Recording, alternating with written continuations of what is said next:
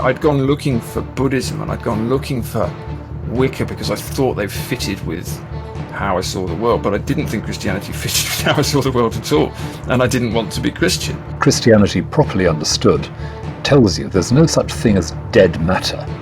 Creation around you, within you, the creation that you are, the creation that you're part of, is all God acting, God loving, God inviting, here and now. And eventually I just basically had to accept that this was happening and give into it and see where it took me.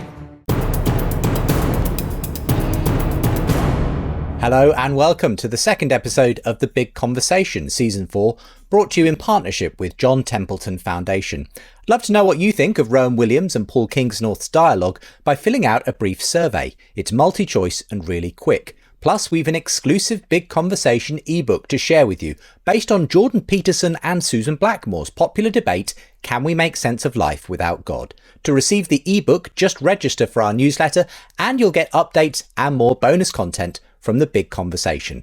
For the survey and to sign up, see the links with today's video and at our website, thebigconversation.show. Well, hello and welcome to The Big Conversation from Premier Unbelievable with me, Justin Brierley. The Big Conversation brings the biggest thinkers together to discuss the biggest questions around science, faith and philosophy. Conversion, culture and the cross. Are we ready to believe in God? That's our topic on this week's edition of the show. I'm joined by Rowan Williams and Paul Kingsnorth. Rowan Williams is a member of the House of Lords and was the Archbishop of Canterbury from 2002 to 2012, prior to which he was the Archbishop of Wales. Rowan is an influential theologian who has held positions at both Oxford and Cambridge University. His books include Being Christian, Being Disciples and Being Human. Paul Kingsnorth is an author and poet whose Buckmaster trilogy has earned critical acclaim.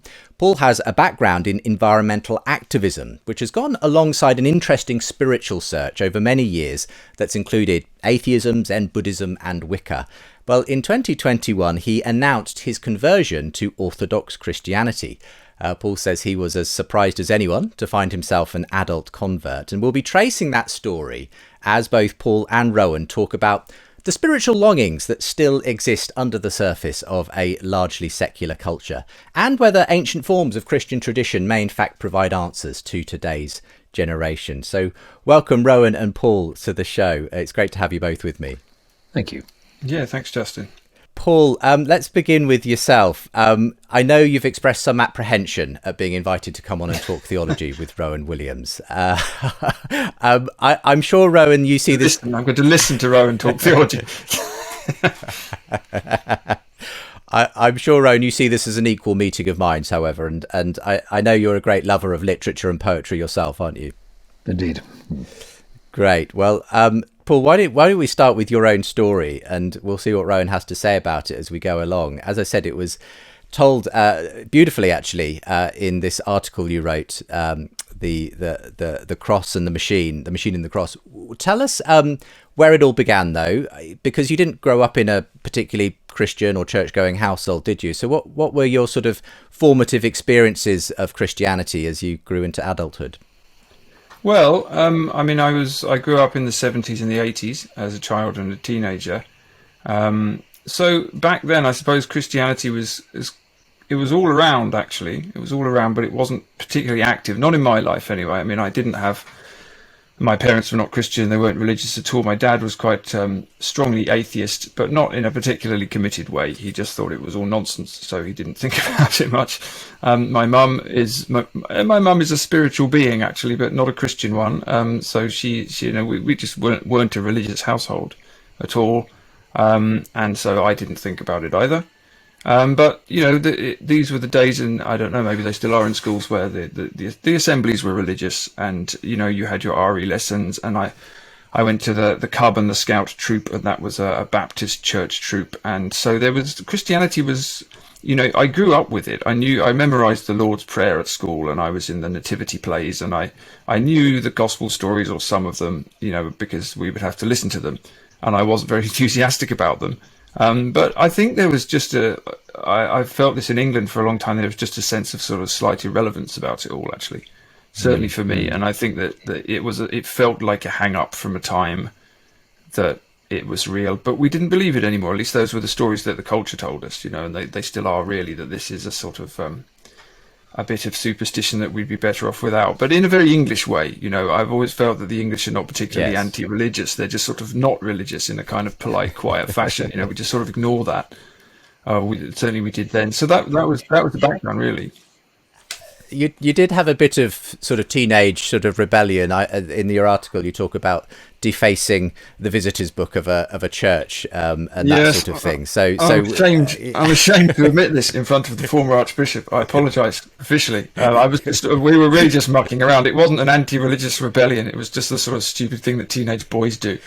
But yes, it sort of went. I suppose it went hand in hand with the sort of back then. Certainly, if you wanted to be a teenage rebel, and I wasn't a particularly rebellious teenager, but intellectually the thing to do was to be an atheist and to say that it was all nonsense, of course, because you imagined that you were sticking it to the man. You were rebelling against the adults, even though none of the adults in my life were interested in Christianity at all. But there was a sense that this was still the hang up of the stale old culture, and so you had to make it clear that you were moving on to something. But it's funny because even though I was sort of doing all that in a half-hearted way, as I say, I wasn't very committed to it, and I wasn't. I might have sort of mocked Christianity or not had much interest in it, but I wasn't ever really much of an atheist. I mean, I did go through a sort of period of a couple of years of trying to be a sort of teenage Richard Dawkins, but it was never very convincing. I didn't really believe it, because at the same time as I was mocking religion, I was a real lover of fantasy literature and a great believer in ghosts and the supernatural and fairies and all of the other sort of almost more, maybe less institutional ways to connect with the divine, actually, funnily enough. So there was a sense that religion was as a kind of strange waste of time or even something dangerous. But I was never one of these people who thought the world was disenchanted, really. I always knew it was enchanted. But I didn't know what to do with that.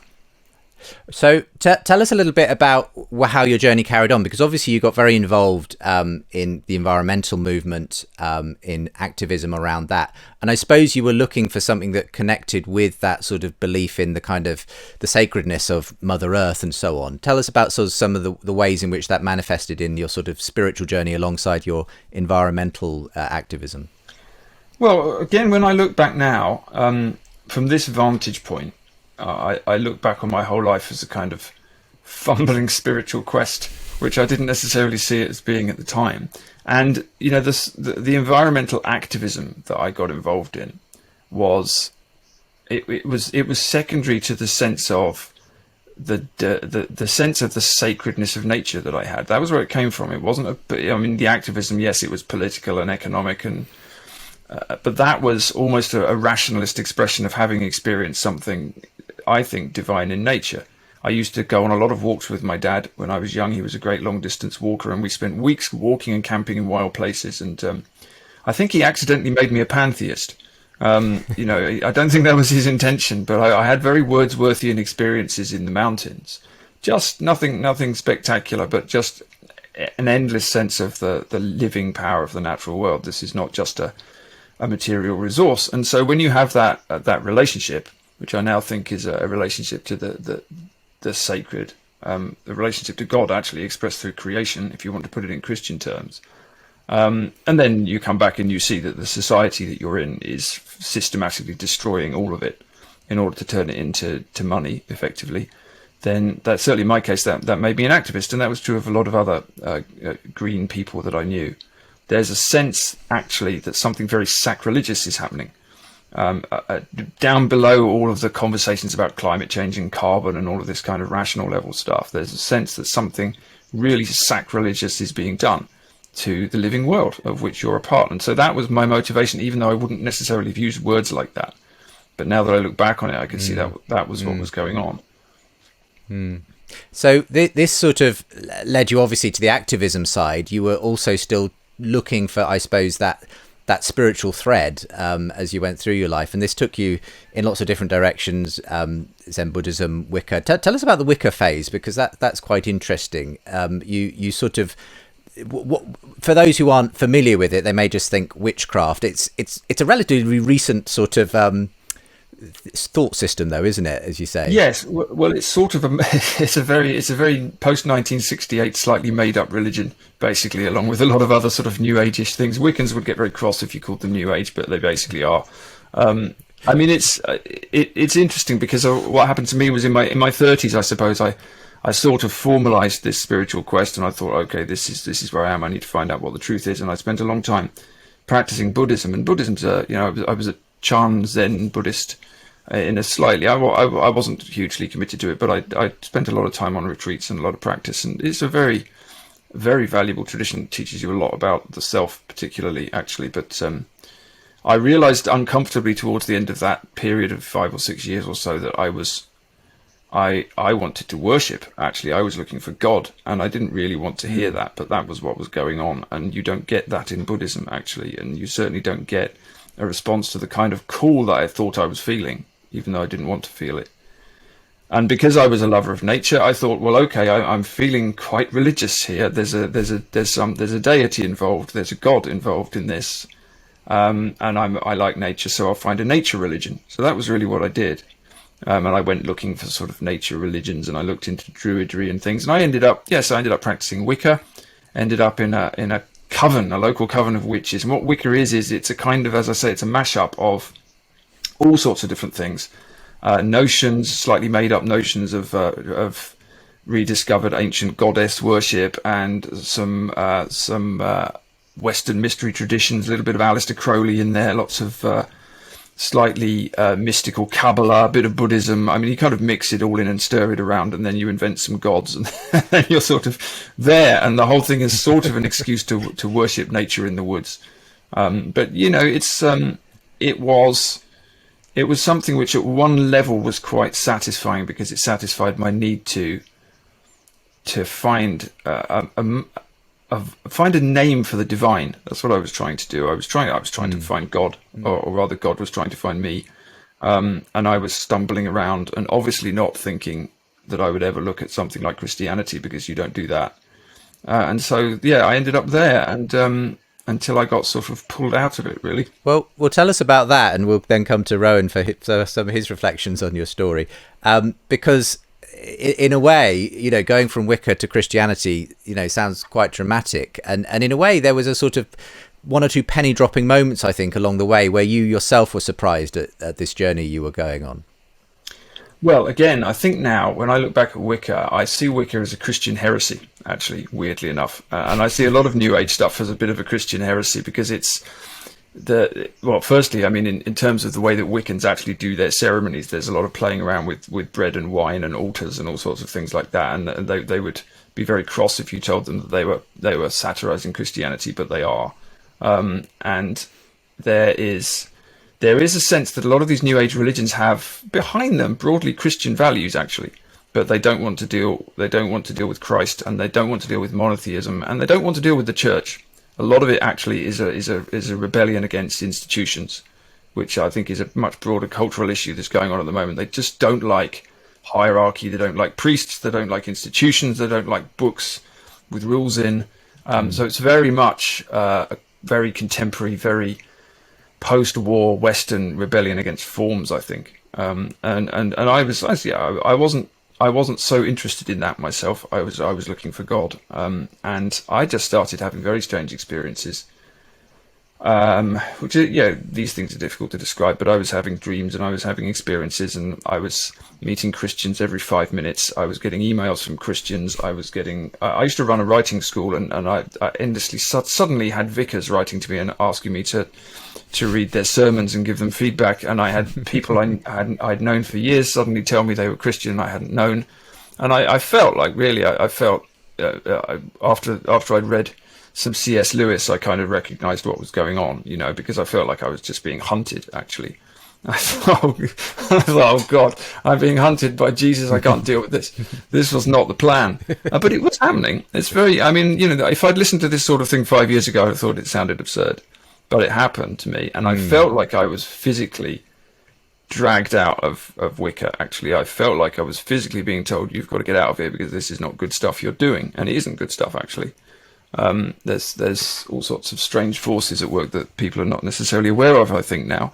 And I really felt like I was I had really been looking for God, and God had come to find me, or Christ had come to find me particularly.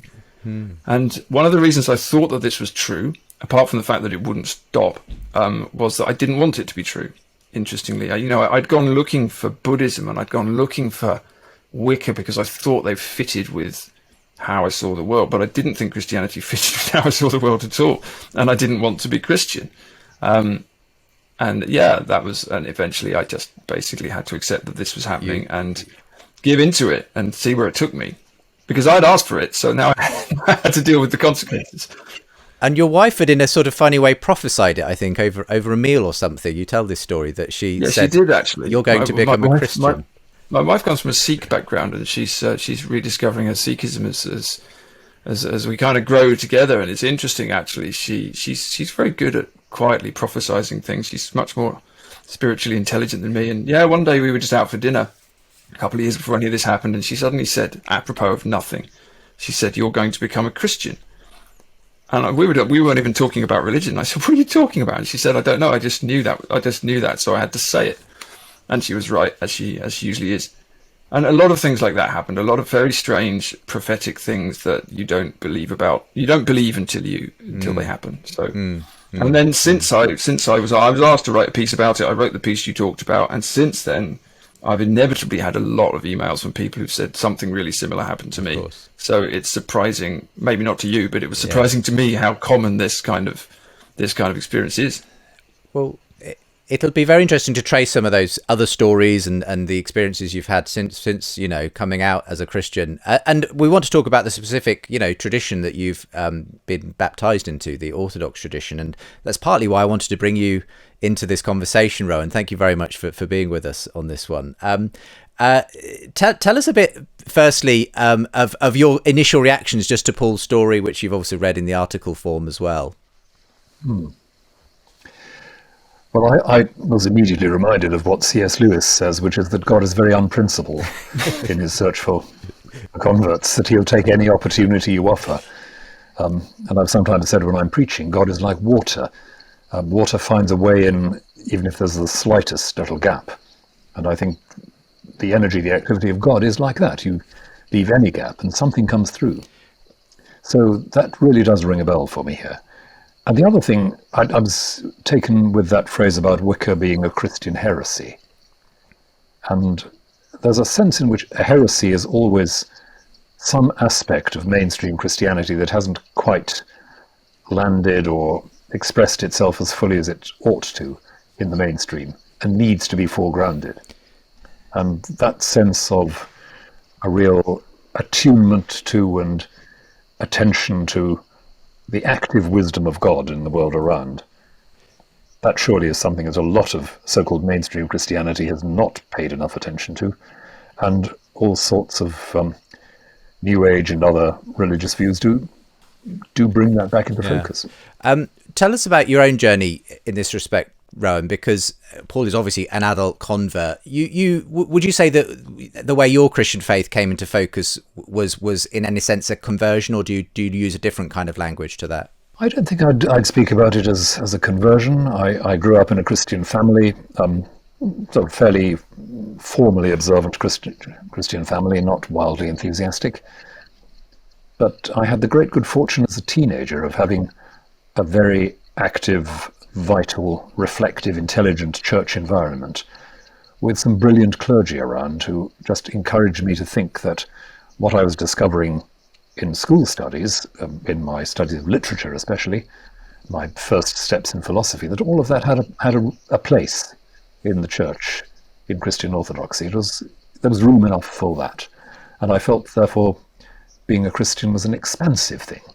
It gave more room for thinking, feeling, understanding, and imagining. It never felt like a constraint. And the more I reflected and studied, the more that felt true. I know that part of your journey, Rowan, there was an interest in the Orthodox Church, and we'll come to Paul's own sort of the fact that he's become part of the Orthodox Church. What was it that drew you to that particular tradition initially? As much as anything, it was a sense of the complete integration of thinking and worshipping.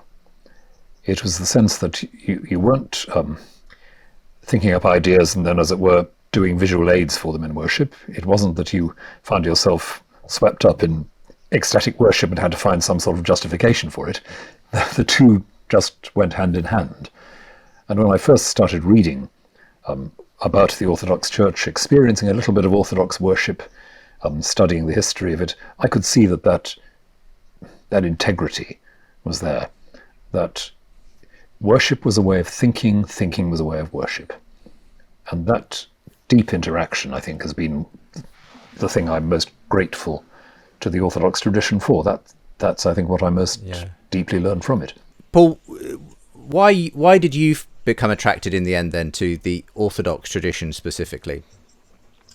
Well, there's the rational answer and the irrational one, and the irrational one is more important, as usual, which is that when I became a Christian, I spent a while trying to be a sort of Christian on my own, because, again, I was still slightly resisting the notion that I was going to be part of a church or part of a wider group, and I've always been somebody who doesn't like joining things. I'm very bad at joining things. I kind of mask my social awkwardness as politics in that regard. So I've never been a joiner. But I thought in the end, the reading I did and the listening to people and talking to people, I thought, well, look, I need to be in a church, clearly. It's difficult to be a Christian without doing that. But then which church? I'm English. I live in Ireland. I've never been in a church. I don't know which is the real church. I don't know where I should be. What am I supposed to do here? And so I spent a long time actually visiting churches, sitting in churches, reading about churches, but I was also praying a lot, actually. And I actually just said, look, please send me a priest.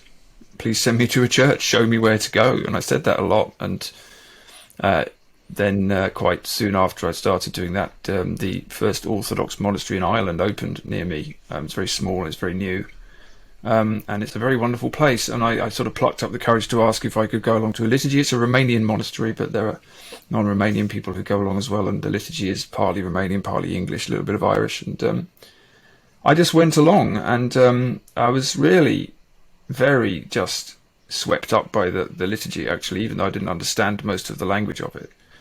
It was an astonishing experience, and as Rowan says, the kind of the integration of all the senses is so strong in the Orthodox tradition. You know, it's not a matter of your intellectual engagement or not just that. It's everything. Everything happens at once, and things really did happen in that liturgy. And then I got talking to the priest, and the priest was a very good, solid man as well, and he didn't try to particularly encourage me to join the church or to discourage me. He just said, well, here's the tradition, here's where it is. And there was a kind of seriousness right from the beginning about Orthodoxy, actually. No one was evangelizing me. You know, they were clear about how serious it was, and especially for an Englishman in Ireland going to a Romanian church, which is a strange thing to do as well. But there was something about it that was, I couldn't keep away from. And intellectually, I suppose, rationally, I think I'd probably broadly agree with Rowan, but I'd also say that in Orthodoxy, the emphasis on God being both transcendent and immanent, you know, everywhere present and filling all things, as it says in the Trisagion prayer, is very, very real. And in that sense, and this wasn't why I became Orthodox, actually, but in that sense, it kind of satisfied the need I had for a God that was in creation as well as beyond it. Because I think that was always the notion that I had when I was young, which was wrong, actually, but it's the cliche about Christianity that God is a sort of somewhere else, you know, and it's not actually the case, but it's what people think is the case. And I think in Orthodoxy there's a real emphasis on the living, panentheist, as they call it, the manifestation of God in the natural world, and I think Rowan's dead right about one of the reasons that a lot of people become, say, neo-pagans or go into nature worshipping and the rest of it today, in an age where our kind of abuse of nature is so obvious. And it's that Christianity hasn't really met that need at all. But the institutional church hasn't met it. But of course, you don't meet that need by, rewriting Christian doctrine. But in Orthodoxy, I found that there was no contradiction between experiencing God in nature, which I thought I'd been doing for years, and the teachings of the church, which was a revelation to me, because I hadn't occurred to me that was the case before. So that's still kind of unfolding in my life. Actually, it's quite something. Yeah, I think that this is a really key insight, because it seems to me that Christianity, properly understood, tells you there's no such thing as dead matter. There's no such thing as just stuff lying around. It's all of it carrying the energy of God in some way. So creation around you, within you, the creation that you are, the creation that you're part of, is all God acting, God loving, God inviting, here and now. And we still have this kind of default position that God made the world and then sort of put it on a shelf and looked at it admiringly and stepped back, rather than God making the world in the sense that a pianist makes a sonata, that the involvement, the energy, is in what's done. It's what's made actively, moment by moment. And that, as you say, that is both an affirmation of utter transcendence, because it's the freedom to create, but the freedom to create in this way, with involvement, with commitment, with that outpouring in everything of grace and love. And to that extent, what have been the aspects, even though you're not part of the Orthodox Church yourself, Rowan, what have been the things that you've sort of taken from your knowledge and experience of that tradition into your own spiritual journey?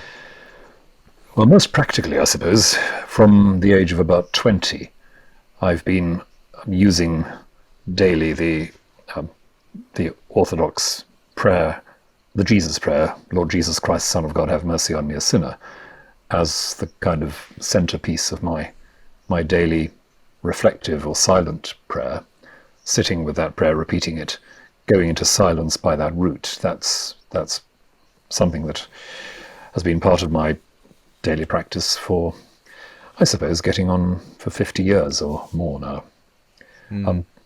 Connected with that, I think, is the very strong emphasis in the Eastern Christian tradition on what's called apophatic or negative theology. That is, you never have a definition of God that's going to satisfy you, because God is never an object that sits there waiting to be walked around.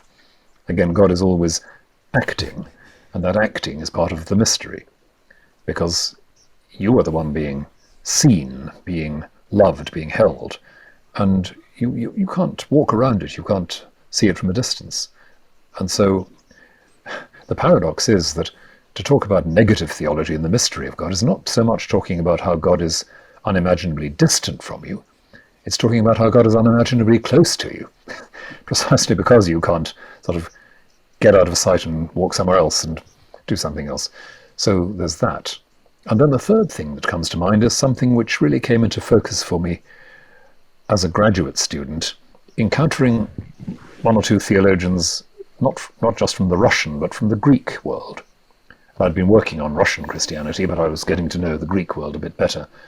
And one of those theologians, still alive, Christos Yanaras, who's a very formidable Greek theologian, he likes to say that Christianity is not a religion. It's life. And the issues around morality are not between good and evil, but between life and death. And the church is not an institution. It is the community where you grow in life. And all of these things, I think, are crucially important when we're tempted to think of the church as a struggling institution that has to get recruits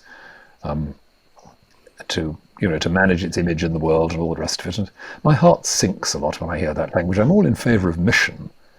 But as Paul says, the more we do, the more we fuss, the more we struggle to market our product, somehow the less it looks like life, and the more we put across a message of feeling anxious. I've sometimes said it's the difference between saying, come to church and you will live, and as well the church saying, come to church because we will die without you.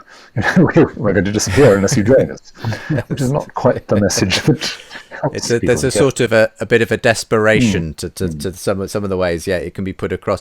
We're going to go to a short break, and I want to come back with Paul's thoughts on that, and also just what the response has been, Paul, since you've announced this, and then we'll dive into some of the bigger cultural issues about the search for meaning and purpose and God in our culture. Special show edition of The Big Conversation today on conversion, culture and the cross. Are we ready to believe in God again? Paul Kingsnorth and Rowan Williams join me. Hi, hope you're enjoying the conversation. I'd love to know how you respond. Please click the survey link with the video and tell us what you thought. It's multi-choice and really quick. Plus, we've an exclusive Big Conversation ebook to share with you based on Jordan Peterson and Susan Blackmore's popular debate, Can We Make Sense of Life Without God?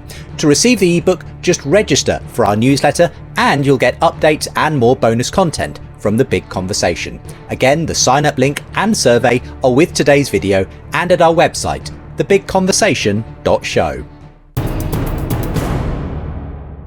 Welcome back to today's edition of the show. Really pleased to be joined by Rowan Williams and Paul Kingsnorth on today's edition of The Big Conversation. We're talking about conversion on the show today. Are we ready to believe in God again? Paul, you've got this really extraordinary story, so well written as well. I'll make sure there's a link to the article about it, of being an adult convert.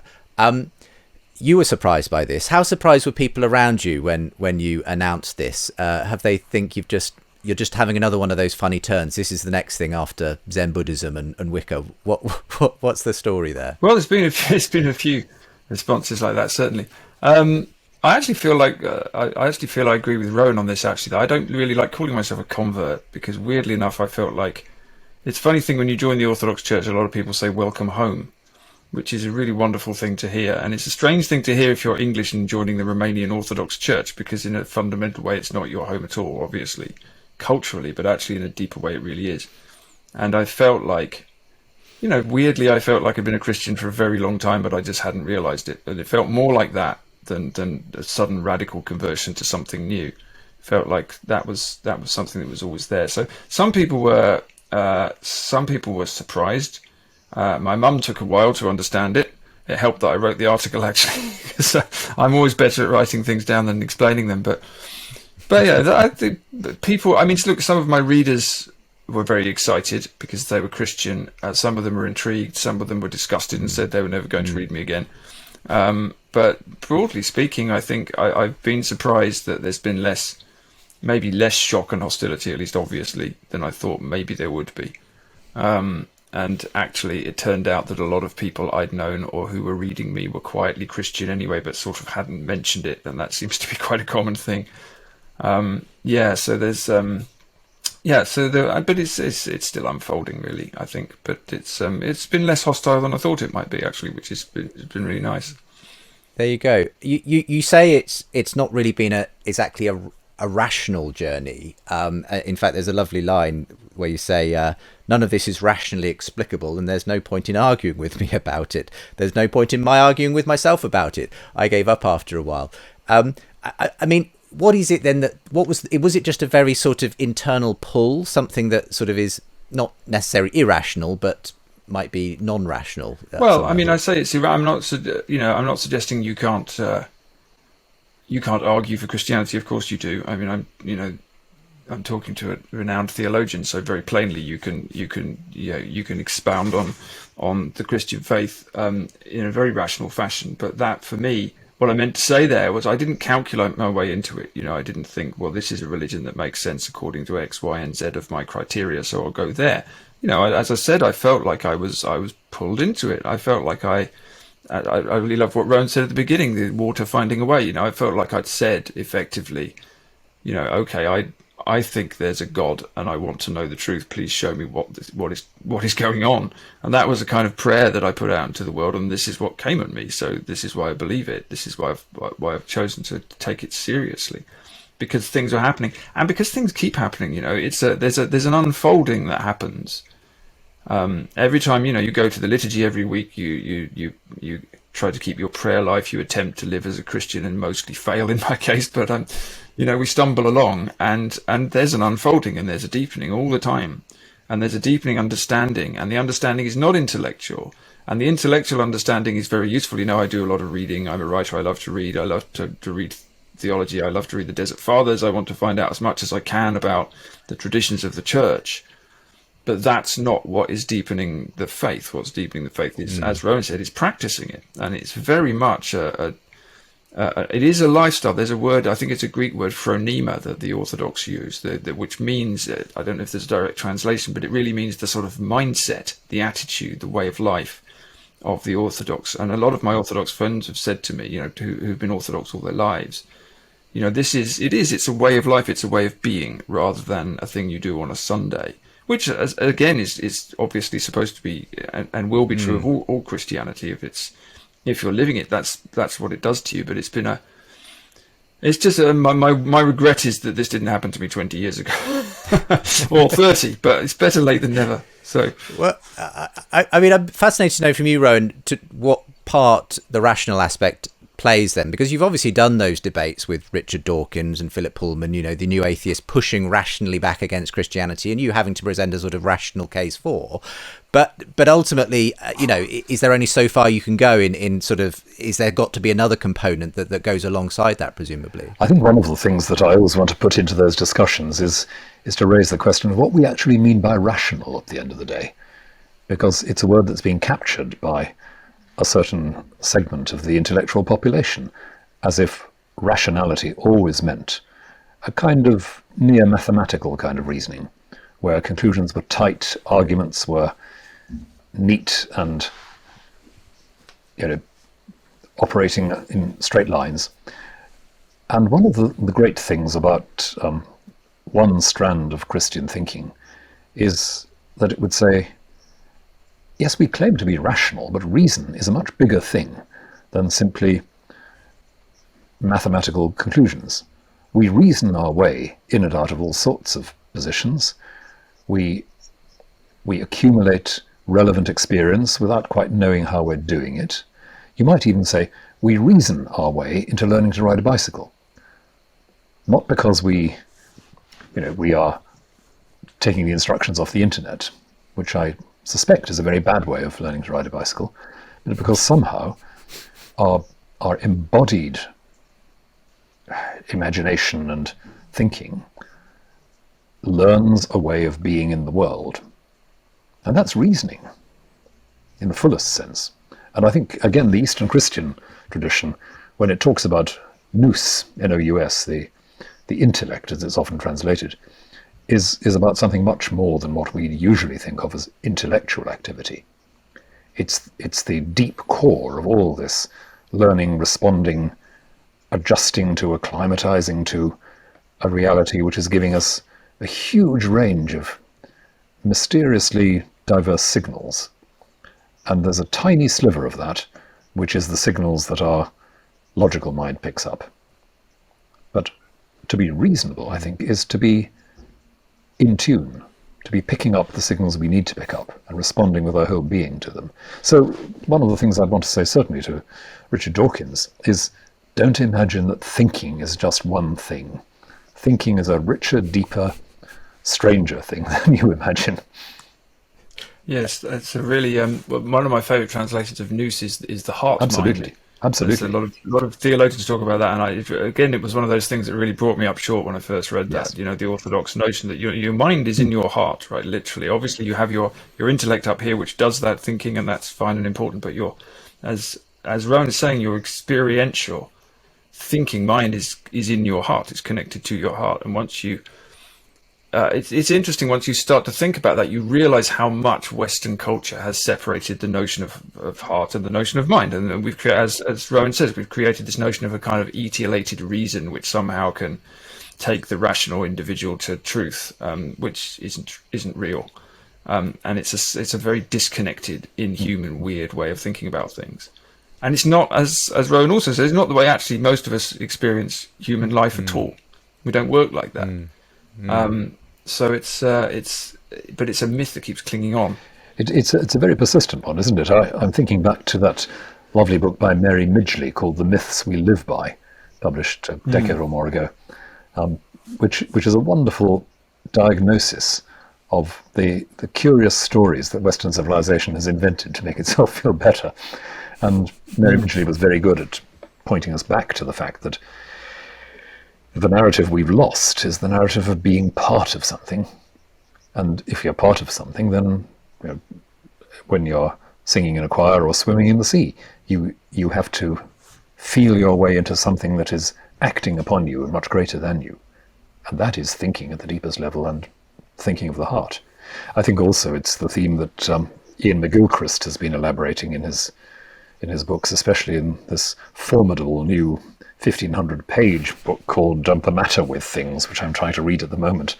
But that's a great sort of witness to the way in which we are involved in our thinking and our perceiving in ways that narrow scientism doesn't begin to get hold of. And yet there's nothing anti-scientific about saying so.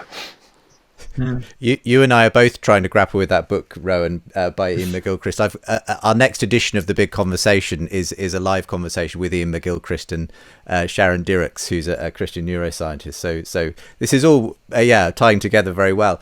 I mean, speaking of the sort of that rationalist approach, though, Paul, I mean, what would you say to a Dawkins if that was the person that was opposite you instead of Rowan? I mean, do you have to go somewhere sort of more rational to try and explain your story, or do you just say it is a mystery and I accept that you are not going to see things from my perspective? Yeah, well, I wouldn't have said yes to an invitation to talk to Richard Dawkins, actually. Not that I know, I'm sure it would be very interesting and everything, but it's not going to go anywhere. Because I think that, if you start off assuming that the thing that you're talking about is nonsense, then there's not much of a conversation to be had, really. Again, there's that sense of resistance when you talk about anything. If the person that you're talking to about it basically thinks that you're wrong and you have to be corrected, or more to the point with somebody like Richard Dawkins, if they just don't accept the terms of discussion or perception, I mean, that's really what's going on there. He just doesn't have any interest in it. And it's what interested me about a lot of the kind of new atheist conversations and some of the sort of slightly cruder versions of atheism, because there are some sophisticated ones, is there's no room for a discussion of actual religious experience in them. And it's very interesting. There's a lot of a sort of atheist stuff about how religion is just a prop. People are scared of dying, or they want hope at the end of their lives, or it's a useful social glue, all of these kinds of things, which may be true for some people at some time. But actually, it seems to me that the reason religion persists against all the odds in some ways is that people keep having religious experiences, which is to say they keep experiencing God. Because if that wasn't happening, there's no reason that 87% of the world, I think it is, would be religious today, which is more than it was 10 years ago. Something's happening. People are having experiences which are not explained sufficiently by simply saying, oh, this is an old-fashioned sort of series of structures that people are just propagandized into, and we need to break them by making rational arguments, which they had a good 10 years of trying to do that, the new atheists, and it didn't really work. And it doesn't work because you can't argue people out of something they haven't argued themselves into. So at some point, I'm happy to sort of try and explain things that have happened to me, but at the end of the day, it's experiential, and it's easy enough for people to say, well, those experiences are just fantasies or psychological delusions or Freudian needs being met or something, and I can't say anything to that. And there is another thing I like about Orthodoxy is that a priest will often say, if you ask him a question, he'll say it's a mystery. And it's not because he doesn't know the answer. It's because, as Rowan was saying, it is a mystery. And there are some things that we ought to say that. What is the essence of God? Well, it's a mystery. We're never going to know that. You shouldn't even be discussing that, really. That's how exactly does God permeate matter? How exactly was Christ human and divine? It's a mystery. You don't know. You can have ideas, but I can't justify my belief in these things in using that method. And that method is kind of, it's a trap, really. The method is set as a trap for people who can't justify their experiences by using it. And I often think if you were to ask Richard Dawkins to prove that he loved his wife using that kind of method, he would not be able to do it. But that wouldn't be a legitimate question. No, I've always been impressed by the fact that Richard is a great lover of J.S. Bach, as I am. And I'm always puzzled by just what he thinks Bach is about, so to speak, at the end of the day, or where Bach comes from. Because surely you have to say it at the end of the day, all of this rather anecdotal evidence about the number of people in the world who have religious belief does suggest that ignoring it is simply ignoring some great swathe of what it is to be human. And that's one of the points where I think one needs to keep, I won't say keep the argument going, but keep the witness going, saying, well, what if the unbeliever at the end of the day is missing out on some great tract of the essentially human? What if the world is smaller? Back to what I was saying of my experience as a teenager, for which I was so grateful, the sense that to be involved in the practice of a sacramental church was actually opening doors and windows for me all the time, not closing them down, and making me feel that whatever humanity could throw up, there was place for it in Christian vision, Christian understanding. And we've so, I don't know, almost accepted the terms of an argument which says, well, religion is out to diminish your humanity or to demean or reduce your humanity. And that's utterly the opposite of the truth. Yeah, I found exactly the same. The freeing nature of it has been quite astonishing. And again, it sort of comes back to that notion we had earlier, which is almost a political argument that the church has been a oppressive institution, which obviously churches have been. I mean, there's no denying that we can't deny the realities of some of the things that have happened, and the abuses of power and the rest of it. But as you say, the actual path, the way, the faith, is enormously freeing, and it was again a shock to me, because you sort of grow up with these unquestioned these assumptions about how Christianity is a thing that just wants to take stuff away from you and somehow control you. But it isn't, as you say. It's a way of making you fully human. And once you realise what you were missing, I mean, certainly for me, I mean, I've only been, baptised for a year and a bit, so I'm still very excitable and hungry for for all of the kind of goodies, But it's astonishing that you put yourself into that place of surrendering your will effectively to God and saying, okay, I'm going to do this. I'm going to try and follow this, and it's an enormously rich thing. It's very fulfilling. It strikes me that there have been a number, though, who have sort of walked away or rejected faith because of the institutional nature of it, and have had bad experiences. I mean, even in your own tradition, the Orthodox tradition, Paul, we know that the Russian Orthodox Church at this point, as we're recording, there is this ongoing conflict in Ukraine, and people have said they have not said enough, and perhaps have even colluded to some extent with Putin and the Kremlin and so on. And that that alone can make many people go the new atheist route of saying that's what religion does for you. Well, I mean, what's your response to that? I know it's not your specific branch of the Orthodox Church that is involved at that level, but what's your kind of response to those sorts of problems that do arise in the kind of human aspect of the churches that bear this message? Well, it's just inevitable, isn't it? And I think that, as you say, I'm not Russian Orthodox, quite thankfully at the moment, because I know Russian Orthodox people are having a difficult time with what some of their church leadership is currently doing.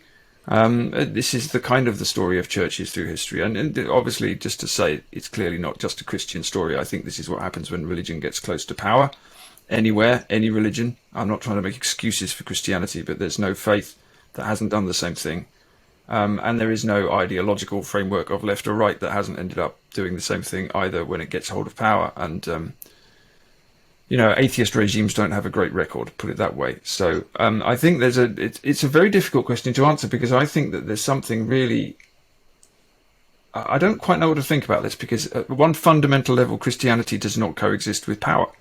It's a religion which challenges power deeply at a radical level, not in a political way, in a shallow left-right way, but in a, the path of Christ is the path that subverts all power, actually, and that faith doesn't fit well with institutional power. And yet the reality of the world is that churches have had to make alliance with institutional power just to survive in many cases. I mean, I live in Ireland. The early church here, St. Patrick, St. Kieran, many of the early saints, they had to make alliances with the tribal kings in order that their monasteries didn't get plundered. So the politics is kind of inevitable. So maybe it's just inevitable that corruption arises in churches, and then movements arise in the churches to challenge the corruption. And I think that's probably been the story of Christian history in the East and the West. And it probably will always be, because we're all fallen humans. And when you put humans in an institution and give them power, this is what happens to them, or at least some of them. And you've presided for many years over such a fallible institution, Rowan, so I'm sure you understand where Paul's coming from. Tell me about it. Yes. It seems to me that the point is absolutely right here that Paul's flagged up. There is a fundamental tension, to put it no more strongly, between Christianity and the exercise of power. And yet Christianity is constantly seduced by this. It's made alliances with various unsavory elements. It's constantly, repeatedly demonized and dehumanized others, especially Jewish people. That's a strand running right through the history of Christianity, so painfully, so centrally. It's not got a great record on women. It's of course got a very painful record in my own church and in others as regards the safeguarding of children. It's pretty bad. But it seems to me at the end of the day that I wouldn't feel half so angry about these abuses and failures if I weren't in the church. It's the very church which fails, which also gives me the perspective I need in order to see evil for what it is, whether that evil is anti-Semitism or child abuse or whatever. It's precisely the perspective of standing in the body of Christ that should give us that resource of seeing exactly where we need to identify the works of destruction and evil.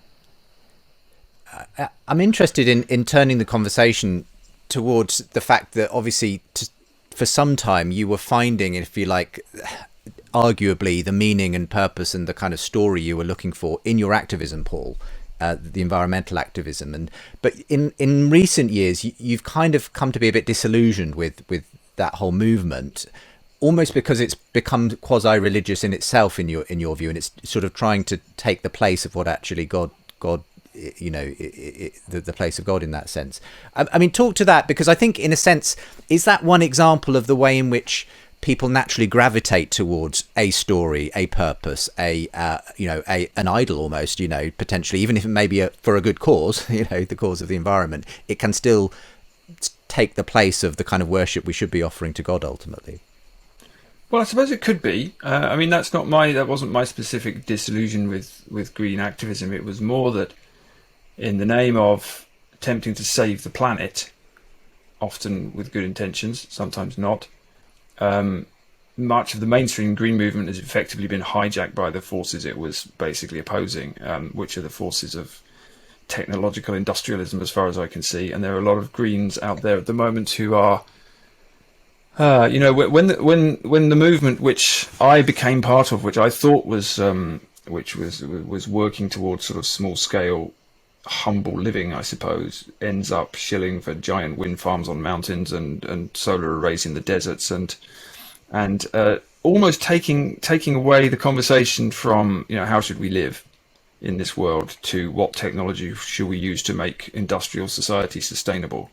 Then you've got a very different kind of movement. I think it was a lot of the mainstream green movement anyway was basically just hijacked by capitalism effectively and used to sell things, and that's where it's gone. There's still plenty of good activists around, but the other bigger issue, which I suppose is a religious question or a spiritual one, is the ability and the limits of human power, actually, because you can't actually save the world. The world isn't yours to save. You can change small parts of it. You can do things in the world. You can act in the world. You have to do that, but you can't create a great mass movement to attempt to reset the whole planet. And if you do that, you're very likely to become a tyrant, which has happened many times before. So, I mean, I wasn't thinking in these terms, particularly back in the day. I was more disillusioned with how the movement, I thought, had been hijacked by power again.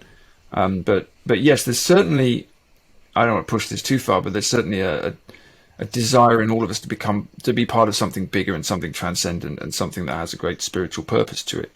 And saving the planet is certainly an issue that can do that for people legitimately. But I always come back to this question of how much power should we have and how much power have we got? They might be slightly related issues, I suppose. Yeah. I mean, Rowan, do you see sort of in some of the contemporary, I suppose, ideologies and, causes that people ally themselves to, that are those misplaced to some extent? People still searching for that cause, that purpose that ultimately you believe is only there in God? It's very easy, I think, to have that fantasy that if you just get a few more things right, you will save the world. As Paul says, the world isn't ours to save in that sense. We do what we can with the integrity we can bring to it in the context we're in. And I think that's hard work enough. We push back at certain kinds of exercise of power that are dehumanizing. We keep our expectations human. We keep our expectations human, which means understanding that we don't have infinite resources. Now, that doesn't mean you don't commit to protest, activism, whatever, wholeheartedly. It does mean that you constantly remind yourself, I'm doing this as a human being. I'm not a messiah. And, that's been done, so to speak. So keep that in proportion. And when I speak, as I quite often do, to environmental groups, one of the things I always want to say is just remember that it's actually not about concocting the ultimately successful program. It's about the integrity of your humanity in the place you're in. And changing your lifestyle is worth doing because it's worth doing, not just because it's going to be useful for a slightly more manageable international economy a couple of decades down the line. It's the worthwhileness of what you do now. We're going to go to another quick break, and we'll be back with our final part of today's show in just a moment's time. We're talking about conversion culture and the cross. Perhaps we'll get to that as we look at Paul Kingsnorth's story of conversion in conversation with Rowan Williams, former Archbishop of Canterbury, today here on The Big Conversation. For more conversations between Christians and skeptics, subscribe to the Unbelievable podcast. And for more updates and bonus content, sign up to the Unbelievable newsletter. Welcome back to the show. Paul Kingsnorth and Rowan Williams join me today on The Big Conversation, asking, are we ready to believe in God again? It's been fascinating to hear of Paul's own journey as an adult convert, though he wouldn't necessarily even use the word conversion to describe his story, in conversation with Rowan Williams today. I think, we were just talking about environmentalism, your own journey wanting to reconnect with nature in the way that you found that there was a way of doing that in the tradition you've stepped into, Paul. But yes, you had a question for Rowan on that front, I think, as well, for people today. Well, we were talking earlier, Rowan, about why people may become, say, neo-pagan, why they may become sort of nature worshippers, if you like, because there's a sense, this certainly was true of me, and it's true of other people I know as well, this sense that the church, firstly, is, it's quite rigid and institutional, but almost more than that, the Christian God is seen as something very distant. As you said earlier, he makes the world and then wanders off, and then we have to believe in Jesus, and hopefully good things will happen when we die. And there's a sense of a lack of involvement. And as I said, this isn't actually the teaching of the church, but there's a sense that that's what it is. That's what the church is teaching. So I suppose my question to you is, why do you think we have that impression? Is this the fault of Christians? Is it the fault of the culture? Or is there a way of reconnecting people to this sense that actually God is immanent, and that the experiences you may be having in the world are actually experiences of God? Because this seemed to me to be certainly what was happening to me, and I have a sense that there's not an understanding that that's a Christian story. Absolutely. People don't know where to take their experience, do they? They have these experiences. They have a sense of the sacredness of what's around them. They have, and it's interesting, I've heard this language used, a sense of almost the sacrilege or the blasphemy of what we do to our material environment, but they don't know where to put it, all this. They don't have that overall big picture of what creation actually means and what God actually means.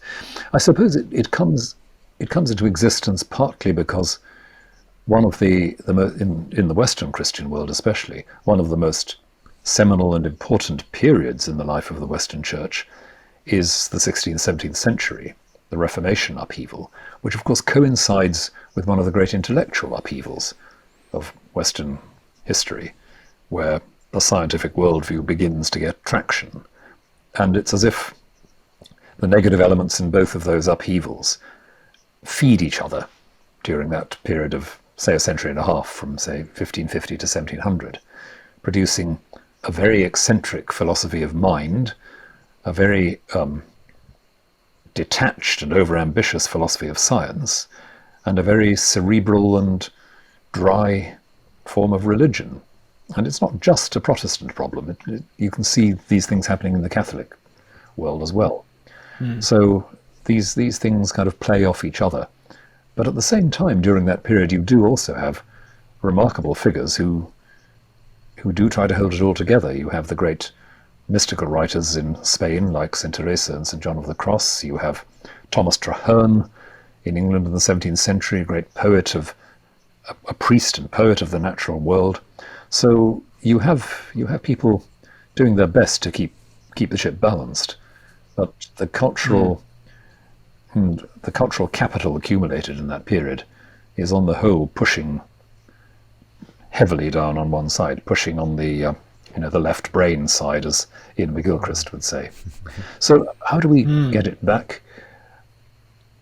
I think we do have to reconnect with the sacramental life of Christianity and understand that what we do together is not just gathering to instruct ourselves or share ideas, but gathering to be transfigured by doing something together physically, by eating together, in a very ritualized form, of course, but opening ourselves to the act of God in that way. But I think we also ought to be, as churches out there, campaigning just a little bit more about our educational assumptions as a culture, perhaps creating more schools with a religious basis, not a sort of brainwashing indoctrination basis, but the kind of educational environment where young children were always being exposed to the realities of the natural world and the mysteries of the natural world in a way which, on the whole, they don't have time for these days. But I think if we try to create those spaces around us in our cultural world, we'll be doing more effective mission than perhaps if we just bang on about what we're worried about. I wonder, Paul, what your thoughts are as a relatively new Christian, in terms of what you think the church should be doing, either to engage people like yourself, but equally a generation that frankly assumes Christianity is irrelevant, hasn't necessarily had the background you've had, but without it becoming, as you said earlier, a sort of evangelistic program, which obviously can be a turn off in itself anyway. What if it is about, finding this place where we can engage people with the earth, with nature, and put that in its proper context, in terms of a faith that genuinely does that, where would you even begin to kind of, what advice would you give the church at this moment? Well, I wouldn't presume to give the church any advice as somebody who's been a Christian for a year. But I tell you what I can say. I can say again why. I mean, I found myself in the oldest version of Christianity, arguably, certainly, and the most traditional, and the most, I suppose, ceremonial. And there's a reason for that. I didn't go to a modern church, because the modern churches have had too much stripped out of them. As Rowan was just saying, probably since the Reformation, or maybe before. You could argue about that historically forever, of course. But something's missing. Something's missing in Western Christianity. And I'm not trying to make a sectarian point that everything's rosy and orthodoxy at all.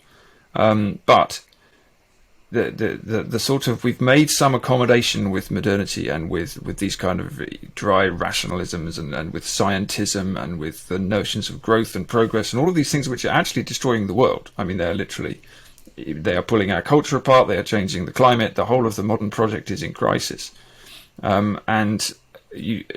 There's a way in which I think Christianity is a deep challenge to that. Again, not a political challenge in the sense that, you ought to be out there calling for activism in the name of Christ or something. But the way that, this is one of the things I was trying to say in that piece I wrote, that the way, if we were living the way we were called to live by Christ, and I'm certainly not claiming that I am, but if we were, this wouldn't be happening, would it? We wouldn't be here. And the teachings of the church, I wanted to go to a church that had the deep root of the teachings as intact as I could find, which is why I went to Orthodoxy. And I think that actually the church, rather than asking itself, how can I get out there into the modern world and talk to people, which it's been trying to do since the 60s with largely catastrophic results, I think. It should be saying, what's the truth of this? What's the deep root of the radical Christian story? I'm just going to tell it. I'm going to tell that story, and I'm going to tell it in an uncompromising way. And I think that will draw people, because I think we're in a spiritual crisis. And I actually think that the essence of everything that's going on in our culture at the moment is not political or economic or technological. Those are manifestations of a deep spiritual brokenness that we have. And more people can see that. And that's why there's such a spiritual search going on, and people are ending up in all sorts of places, some healthy and some not. But that's because people can feel the brokenness at the heart of the story we're telling. And so if the church can do something, it's be true to itself. And I'm really personally interested in the sort of pre-schism church, the old saints of Britain and Ireland. That's a personal little interest of mine, because all of the old, St. Patrick of Ireland, St. Edmund the Martyr, the first English patron saint, Cuthbert, Aidan, so many of these saints, they weren't Orthodox or Catholic or Protestant, they were Christian. There was one church, and they were extremely rooted in the landscape, and they had a deep, really deep, powerful sense of the immanence of God in all things, everywhere. And that actually, it seems to me, is this incredible mixture, this powerful mixture of melding of immanence and transcendence, the place you are with the place that you're going to end up with, the kingdom and the world. And I'm very inspired by the early saints. And I actually think if anything's going to save the world at this point, it's not going to be technology or politics. It's going to be saints. We need saints. Wow. Maybe they'll come when they're needed, but and I think we can find the inspiration for that in the saints that we once had. I'm sure they'll come when they're needed. The trouble is you can't get saints from mail order catalogue, can you?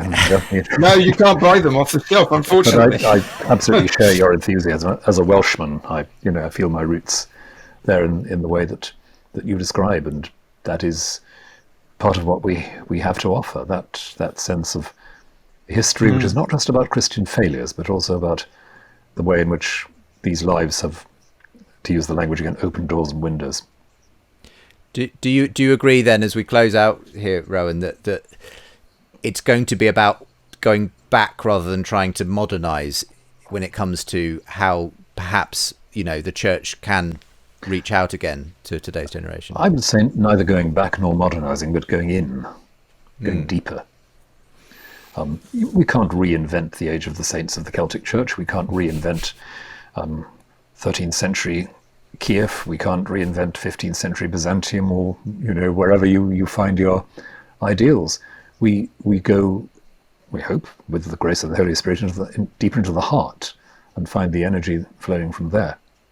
Thank you so much for being with us both today, Rowan and Paul. It's been a fascinating conversation. Wish we could carry on for longer, but we'll draw it to a close, and I'll make sure there are links to both of your websites, your books, and where people can find out more from today's show. But for now, thank you so much for joining me on The Big Conversation. Hi, thanks for watching today. I'd love to know what you made of Rowan and Paul's conversation on conversion, culture and the cross. Please click the survey link with the video. Tell me what you thought. It's multi-choice and really quick. Plus, we've an exclusive Big Conversation ebook to share with you based on Jordan Peterson and Susan Blackmore's popular debate, Can We Make Sense of Life Without God? To receive the ebook, just register for our newsletter, where you'll also get updates and more bonus content from The Big Conversation. The sign up and survey links are with today's show and at our website, thebigconversation.show.